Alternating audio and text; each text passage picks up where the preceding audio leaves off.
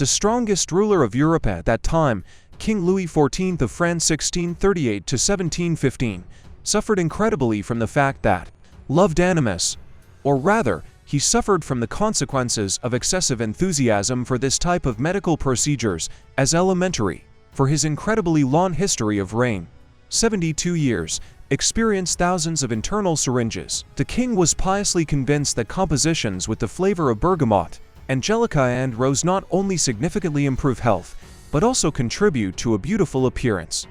Moreover, the most noble Frenchman was only one of a huge number of fans of these medical procedures. In Europe for many years, walked a real fashion for this health-improving procedure.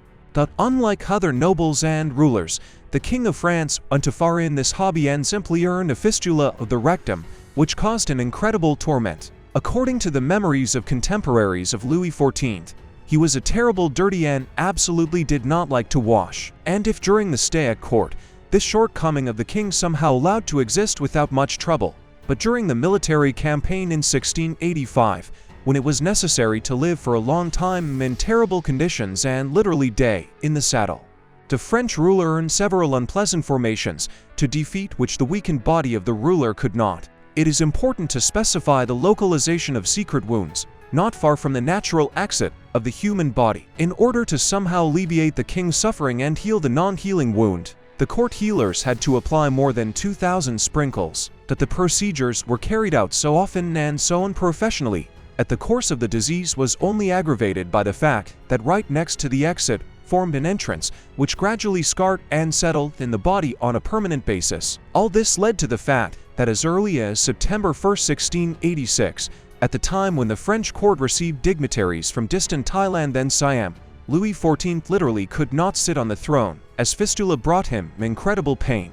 The king's suffering was so clearly reflected on his face that even the engraving of the time, recording the event for history, very accurately conveys the expression of the face of the unfortunate. Already later, the ambassador, returning to his native Thailand, when questioned by his compatriots, replied that the King of France smells like a wild beast. The reason was that the fistula reached the rectum of the august person, from which he constantly exuded such ambergris that the surrounding people had tears in their eyes. By the summer of this year, the noble Frenchman did not leave the room, not only because he was very embarrassed about his current situation, but also because he could not walk. Naturally, all this had a catastrophic effect on the mood of the ruler. The court's official healers could not offer anything but additional enemas, ointments and candles. Of course, it's also affected the fact that the poor physicians were afraid to harm the ruler even more and then go to the scaffold. Then the chief physician went to a peculiar trick. He offered to seek help from a very famous traveling surgeon, barber. Roughly speaking, if anything, we have nothing to do. It should be immediately explained that since the Middle Ages, barber surgeons, half-doctors, and even just charlatans have been earning their living by moving around Europe and treating commoners to the best of their abilities. Since the knowledge of such specialists was not much, for operations without anesthesia, they were addressed only in very great need. That is why, so that the tool was not idle, very experienced businessmen could trim beard and hair with a scalpel, and when there was a toothache, they could pull it out to all the dogs and get the money they deserved. But against the background of barbers, real creators of their work, who sincerely loved medicine and stuffed his hand in distant travels, the good thing that Charles Francois Felix himself arrived in Versailles, or real surgeon, the fame of which went long before his carriage.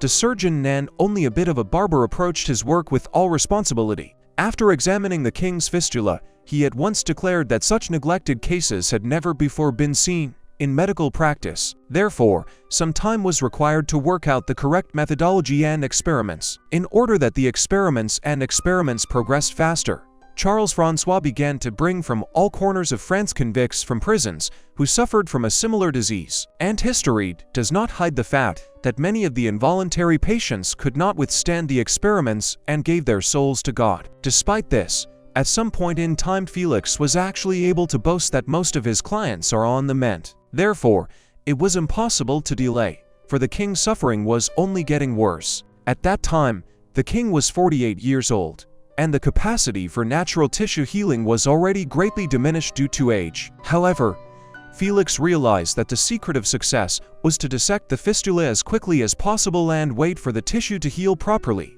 building up the necessary connections. On November 18, 1686, Louis XIV, whose face radiated anxiety and was pale as chalk, lay on the operating table for the first time in his history. It is known that the most important Frenchman said a very true phrase in this situation: "Lord, I place myself in your hands," and then lay on a roll with his stomach down and spread his legs.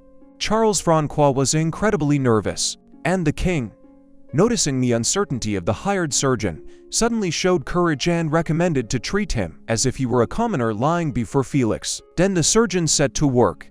Although Louis XIV was evidently forced to endure severe pain, he did not utter a single sound. The Minister of War, who held the ruler's hand, constantly encouraged the unfortunate man and commented on what he saw before him. For 2 hours this incredible tormenture lasted, and when Charles Francois, who was sobered up, finished the exorcism, he gladly entrusted other specialists to bandage the king, and he himself collapsed on a chair without strength. All the bandages were soaked in Burgundy wine. No further decontamination measures were envisaged. Unfortunately, after the first operation, the governor was unconcerned, and the next day, in order to demonstrate his courage and firmness, he began to receive delegations in person. On December 7th, when the barber decided to check how the healing process was going, he was horrified, as the process of tissue overgrowth was clearly going wrong. A second, more painful surgical intervention followed, and again, the mighty body of the noble Frenchman did not fail and allowed to survive the suffering.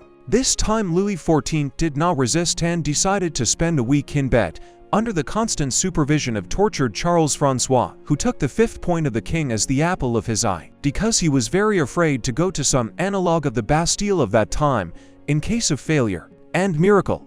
After many years of suffering, in February the king, albeit with a leisurely gait, but already strolled through his favorite greenhouse, and in March, as if nothing had happened, sat on his favorite horse. The joy of close relatives and friends of Louis XIV was so great that his mistress, Madame de Maintenon, ordered the composition and performance of a special hymn, God Save the King, which was very much liked by the English guests. Since the British then especially in music did not fibre, they simply tried to copy the sound of the music, and the music to put new words, which became much later the anthem of Great Britain. By the way, it should be said that since many courtiers did not understand such a strange purpose of the diaper of the king, wound up after the first operation, the court began a strange fashion of bandaging the pelvis, so the subjects tried to follow the new trends in palace dress. Charles Francois Felix himself for his medical feat received a real carte blanche for his experiments, noble title, a new surname de Tassi,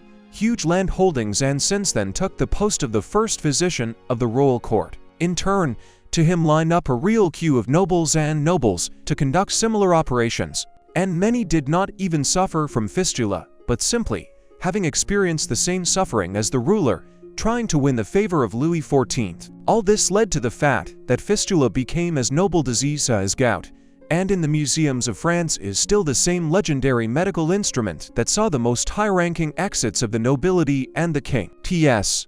Also, Louis XIV was famous for liking to peek at how to give birth his mistresses, and this unusual hobby of his also had far-reaching consequences.